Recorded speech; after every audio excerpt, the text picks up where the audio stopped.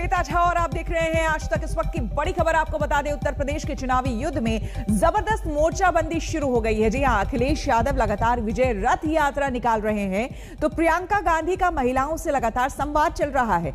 वहीं बीजेपी ने चुनावी प्लान को फाइनल करना शुरू कर दिया है। जहां तक आज की बात करें तो आज दिल्ली में बीजेपी की बड़ी बैठक है। उधर पीएम मोदी अगले 3 दिन उत्तर प्रदेश के दौरे पर होंगे। कल वो झांसी में डिफेंस कॉरिडोर के एक कार्यक्रम में शामिल भी होंगे। 20 और 21 नवंबर को वो डीजीपी सम्मेलन में भाग लेंगे। दोनों ही दिन वो शामिल रहेंगे डीजीपी सम्मेलन में। देश में बने रक्षा उत्पाद उपकरण राष्ट्र को समर्पित करेंगे। प्रधानमंत्री का ये कार्यक्रम है। तो प्रधानमंत्री का लगातार 3 दिनों का दौरा। 19 नवंबर झांसी महोबा में उनका कार्यक्रम होने वाला है। 20 और 21 नवंबर डीजीपी कॉन्फ्रेंस में शामिल होंगे प्रधानमंत्री। तो ये 3 दिनों का प्रधानमंत्री का उत्तर प्रदेश का दौरा होने वाला है।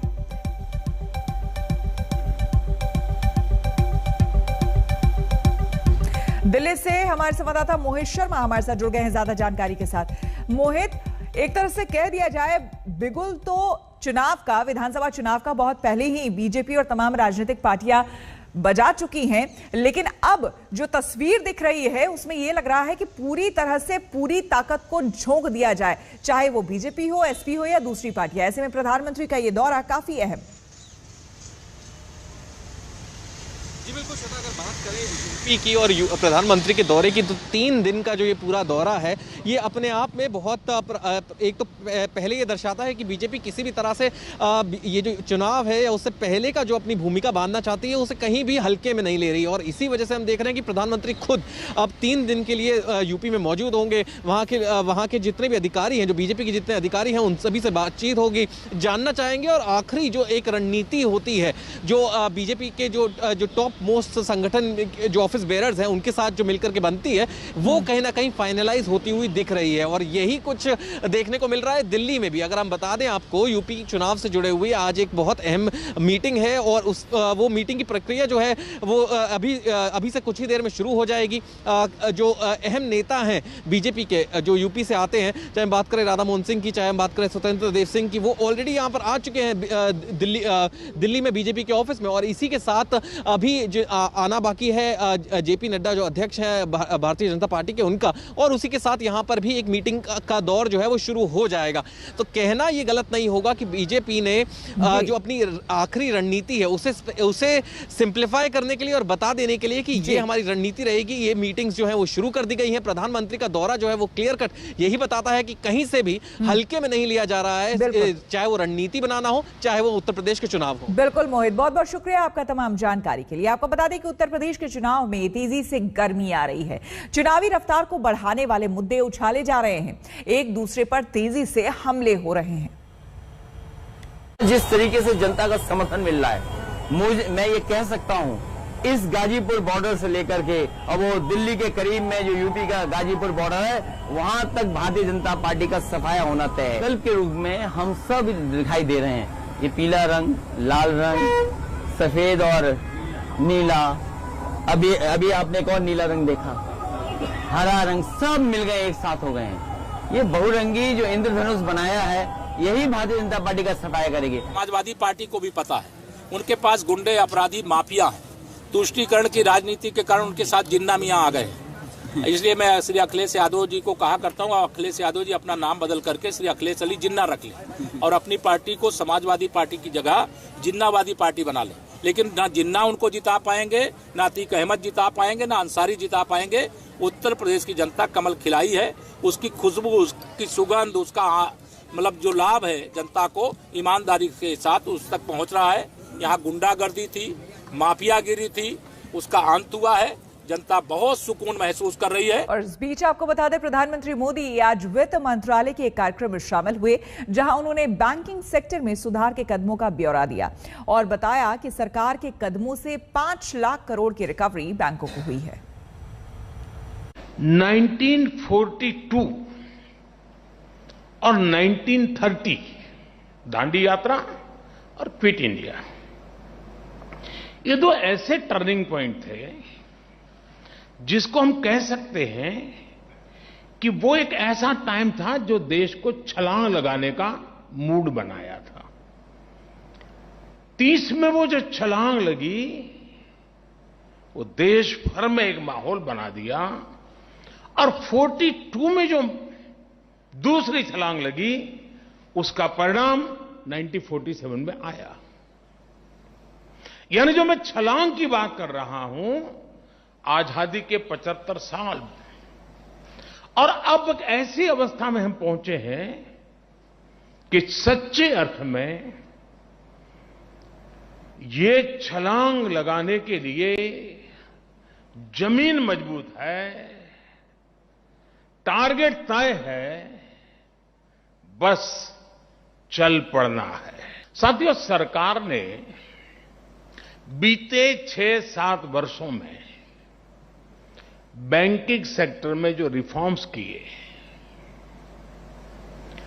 बैंकिंग सेक्टर का हर तरह से सपोर्ट किया, उस वजह से आज देश का बैंकिंग सेक्टर बहुत ही मजबूत स्थिति में है। 2014 के पहले की जितनी भी परेशानियां थी, जितनी भी चुनौतियां थी, हमने एक एक करके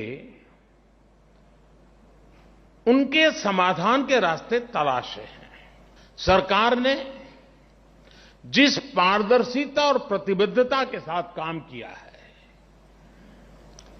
उसका एक प्रतिबिंब बैंकों को वापस मिली राशि भी है।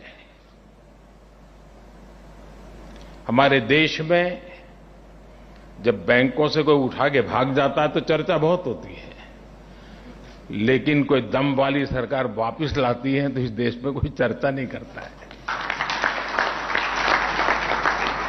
पहले की सरकारों के समय जो लाखों करोड़ रुपए फंसाए गए थे, उनमें से 5 लाख करोड़ रुपए से अधिक की रिकवरी की जा चुकी है। सोच बनी हुई थी, बैंक हमारी ही है, बैंक में जो है वो भी हमारा ही है, वहां रहे या मेरे यहां रहे, क्या फर्क पड़ता है। सरकार ने यमुना नदी की सफाई के लिए 6 पॉइंट एक्शन प्लान बनाया है। आज इसकी जानकारी मुख्यमंत्री अरविंद केजरीवाल ने दी। उन्होंने लगे हाथ डेडलाइन भी बताई कि 2025 तक यमुना को पूरी तरह से साफ कर लिया जाएगा। ये 6 पॉइंट्स का एक्शन प्लान है, जिसके जरिए हमारे इंजीनियर्स और ऑफिसर्स को पूरी उम्मीद है कि हम 2025 फरवरी तक यमुना को जरूर साफ कर लेंगे। एक एक पॉइंट पे मेरी नज़र रहेगी, एक एक पॉइंट पे स्पेसिफिक माइलस्टोन्स बनाए हैं कि ये काम अगले 1 महीने में क्या होगा, फिर 2 महीने में कितना काम होगा, फिर अगले 4 महीने में कितना काम होगा, 15 दिन में माइलस्टोन्स हैं। इसके ऊपर मैं बड़ी कड़ी नज़र रखूँगा। इसकी टाइम लिमिट्स को हम वो नहीं होने देंगे, और मैं पूरी उम्मीद करता हूँ कि जल्द ही हम सब दिल्ली वालों का सपना पूरा होगा, यमुना साफ होगी। 70 साल लगे यमुना को इतना गंदा होने में। ये 70 साल का जो खराब किया हुआ सारा काम है, ये 2 दिन में तो ठीक नहीं हो सकता। तो मैंने इस वाले चुनाव में, जब दिल्ली का चुनाव लड़ा था, मैंने प्रॉमिस किया था दिल्ली वालों को कि अगले चुनाव तक मैं यमुना को साफ कर दूंगा, और अगले चुनाव के पहले मैं भी यमुना में डुबकी लगाऊंगा और आप सब लोगों को यमुना के साफ पानी में डुबकी लगवाऊंगा। यमुना को साफ करने के लिए हम लोगों ने पूरा जोर शोर के साथ युद्ध स्तर के ऊपर काम शुरू कर दिया है। यमुना को साफ करने के लिए 6 एक्शन पॉइंट्स हैं स्पेसिफिक, और इन 6 के 6 एक्शन पॉइंट्स पे मैं लगातार मॉनिटरिंग कर रहा हूं। आपको बता दें कि यमुना को साफ सुथरा करने की केजरीवाल प्लान को बीजेपी ने चुनावी स्टंट बता दिया। मैं धन्यवाद देना चाहता हूं दिल्ली के मुख्यमंत्री केजरीवाल जी को, जो आज उन्होंने दिल्ली की लाइफलाइन यमुना नदी की सफाई की दोबारा से घोषणा की है। मैं आपको याद दिलाना चाहता हूं कि आज से 7 वर्ष पहले 2013 में, और फिर 2014 में, फिर 2015 में, और उसके बाद 2017 2019 और 20 में दिल्ली के मुख्यमंत्री साहब ने यही घोषणा की थी, यही दोहराया था कि हम यमुना जी को साफ करेंगे, दिल्ली का हर नागरिक उसमें डुबकी लगाएगा और वो लंदन की टेम्स नदी जैसी साफ हो जाएगी। मुख्यमंत्री ने आज एक बार फिर दिल्ली की जनता से झूठ बोला है। आज फिर वो एक बार वादा दोहरा रहे हैं अपना, जो उन्होंने पिछले 6 साल में 6 बार वादा किया है कि दिल्ली की यमुना को वो साफ करके दिखाएंगे और अगले चुनाव से पहले उसको साफ करेंगे। जनता को जब जहरीला सांसें हम ले रहे हैं और हम जहरीला पानी पी रहे हैं, इस वक्त चुनावी पर्यटन में दिल्ली के मुख्यमंत्री गायब रहते हैं और एक बार फिर झूठा वादा जनता को बरगलाने के लिए वो फिर वो वादा कर रहे हैं कि हम यमुना को साफ करेंगे। मुझे लगता है कि दिल्ली वाले इस झूठ के प्रपंच को समझ चुके हैं और मुझे लगता है कि अब वो दिल्ली वासी उसमें नहीं आएंगे और अब दिल्ली वालों को, दिल्ली की जनता को, दिल्ली के मुख्यमंत्री पर विश्वास है। और दिल्ली के बाद अब बात पंजाब की सियासत में आपको बता दें, इस वक्त ना रोटी, रोजगार या फिर मकान पर बात हो रही है, बस कुछ हो रहा है तो वो आस्था के नाम पर सियासत दौड़ रही है। पंजाब की तमाम सियासी पार्टियों का इस वक्त एक ही मंजिल है और वो है करतारपुर। कोविड की पाबंदी के बाद जैसे ही करतारपुर कॉरिडोर के बंद रास्ते खुले, पंजाब के तमाम नेताओं का काफिला करतारपुर के लिए निकल पड़ा। पंजाब के मुख्यमंत्री चरणजीत सिंह चन्नी भी करतारपुर पहुंचे। पंजाब के बीजेपी नेता पहले ही करतारपुर में मत्था टेक आए। इस दौड़ में सिद्धू पे चढ़ गए, उन्हें आज वहां पर जाने की इजाजत नहीं मिली। अब वो 20 नवंबर को करतारपुर जाएंगे। आज जो जत्था रवाना हुआ चरणजीत सिंह चन्नी के साथ उनके कैबिनेट के मंत्रियों का, उसमें 14 लोग शामिल थे। हालांकि बताया जा रहा है कि अथॉरिटीज की तरफ से 14 लोगों के ही जत्थे की इजाजत मिली है।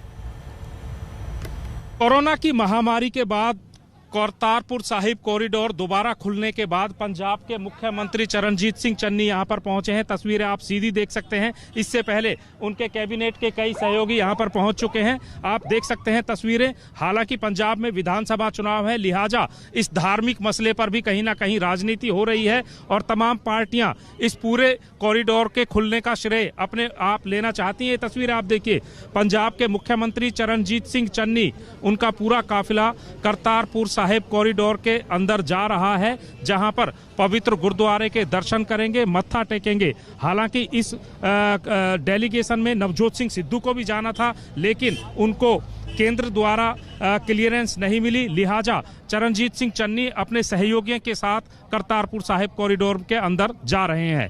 कैमरामैन गुंजीत कुमार के साथ सत्येंद्र चौहान, करतारपुर साहिब, डेरा बाबा नानक, आज तक।